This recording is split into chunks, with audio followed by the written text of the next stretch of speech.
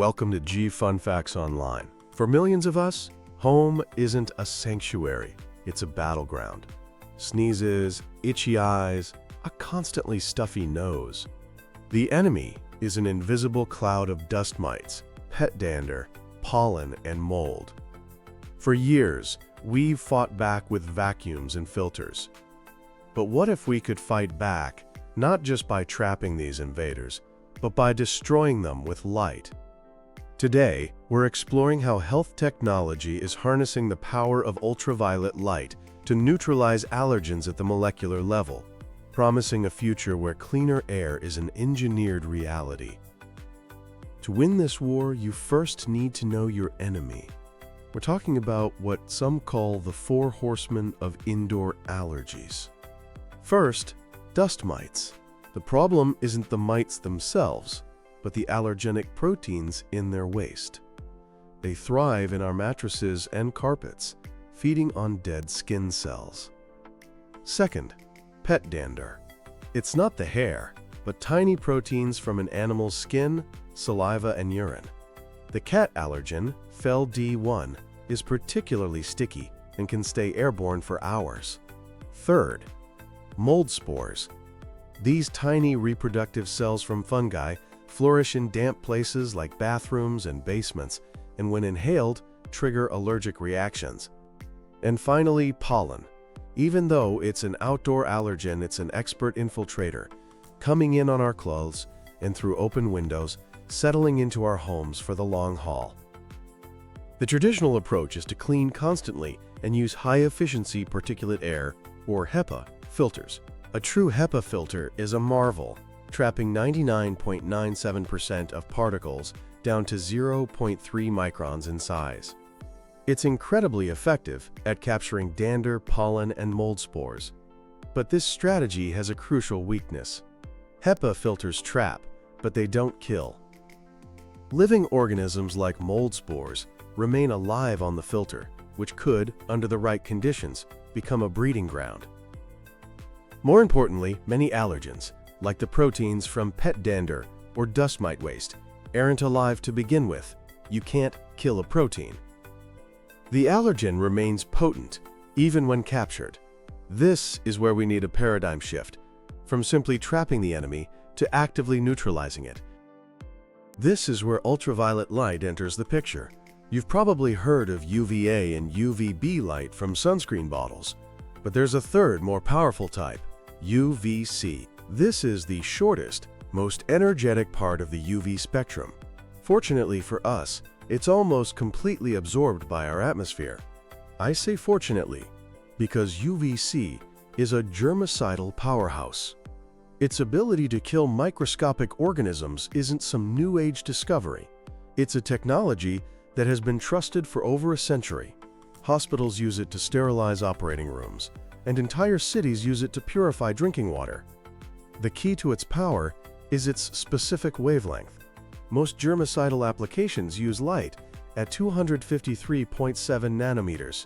This is significant because it's the peak absorption wavelength for DNA and RNA, the very building blocks of life. This precise targeting is what allows UVC to be a powerful, chemical-free neutralizer. So how exactly does a beam of light stop a sneeze? It essentially wages a two-front war against allergens. First, for living microorganisms like mold spores, bacteria, and even the dust mites themselves, UVC light acts as a genetic shredder. When the photons of light are absorbed by the organism's DNA, they cause a catastrophic failure. Imagine the DNA strand is a zipper. UVC fuses the teeth together. The cell can no longer function or reproduce. For a bacterium or mold spore, it's a death sentence. For a dust mite, it means it can no longer multiply. Studies have shown that sustained UVC exposure is lethal to dust mites and can even prevent their eggs from hatching. But what about the non-living allergens, like the notorious FeL-D1 protein from cats or proteins from pollen? You can't kill a protein because it isn't alive. Their ability to cause an allergy is based on their unique, complex, three-dimensional shape. Think of the allergen protein as a key, and the antibody on your immune cells as a specific lock. When the key fits the lock, it triggers the release of histamines, and you get an allergic reaction. UVC light acts like a molecular hammer. The energy from the photons breaks the delicate bonds holding the protein in its specific shape, a process called denaturation. The protein unfolds. The key is now misshapen and no longer fits the lock. Your immune system doesn't recognize it, and the allergic cascade is never initiated. So how can you bring this disinfecting power into your own home? The technology has been adapted into several types of devices. The most comprehensive solution is an in-duct HVAC system. These are units installed directly inside your home's air conditioning system. One type of light shines continuously on the system's evaporator coil, a dark, damp place that is a perfect breeding ground for mold and bacteria, stopping contamination at the source. Other lights are placed in the ducts themselves to sanitize the air for your entire house as it circulates. However, the most common and accessible option for most people is a standalone air purifier. The best modern purifiers use a multi-stage process for maximum effect. Typically, there's a pre-filter for large particles like hair, then the workhorse HEPA filter to trap fine particles, followed by an activated carbon filter to absorb odors and gases. The final or intermediate stage is the UVC chamber. After the air has been physically filtered, it passes through this internal chamber where it's exposed to the UVC light. This stage is crucial. It destroys the DNA of bacteria and mold spores that have been trapped by the HEPA filter, preventing the filter itself from becoming a microbial colony. One of the most critical factors for effectiveness in these units is something called dwell time. That is, the duration the air is actually exposed to the UVC light. A purifier with a slower airflow and a powerful, well-designed UV chamber will be far more effective than a unit that just rushes air past a weak bulb. This combination of HEPA filtration for capture and UVC for neutralization creates a powerful synergy, offering a much more complete solution than either technology could alone. Now we have to talk about safety, because the power to destroy living cells is a double-edged sword. Direct exposure to UVC radiation is hazardous to human skin and eyes, causing something like a severe sunburn. Because of this, any reputable consumer-grade UVC device must be designed as a completely sealed unit. The UVC lamp is contained deep within the housing, ensuring that only the air passing through the unit is irradiated. The radiation should never, ever escape into the room. The other major safety concern is ozone. Ozone is a lung irritant that can be very harmful, especially for people with asthma. Whether a UV lamp produces ozone is determined by its specific wavelength. UV light around 185 nanometers can create ozone. However, the primary germicidal wavelength we've been talking about, 254 nanometers, does not have enough energy to create ozone. When you're shopping for an air purifier, it is absolutely critical to choose a model that is explicitly certified as ozone-free. In the United States, the gold standard for this is a certification called UL 2998. This is a third-party validation that the device has been tested and proven to have virtually zero ozone emissions. So always look for that UL 2998 mark. The field of light-based sanitization isn't standing still. The future is even brighter and safer. One of the most exciting developments is Far-UVC light, which occupies a shorter wavelength spectrum around 222 nanometers.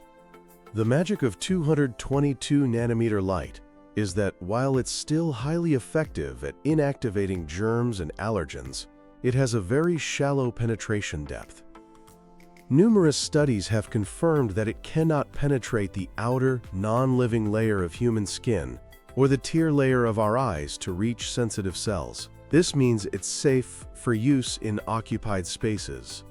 Imagine lamps in a classroom, office, or your living room that are constantly and safely disinfecting the air and surfaces around you in real time.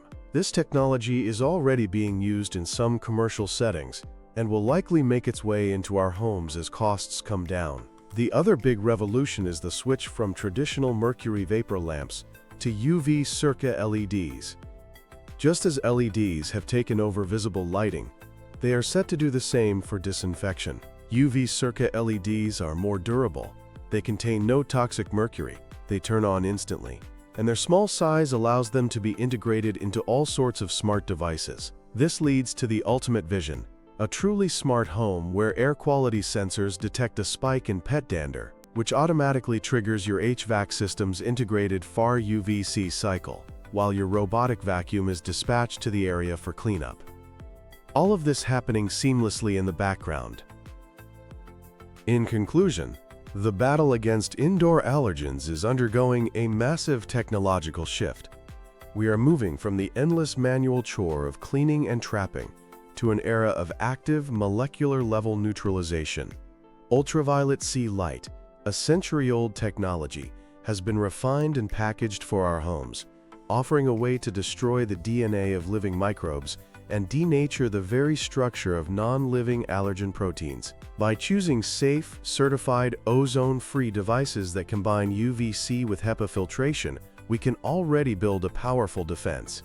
And with human-safe Far-UVC and versatile UV-Circa LEDs on the horizon, the future of clean air is not just a hope, but an engineered reality.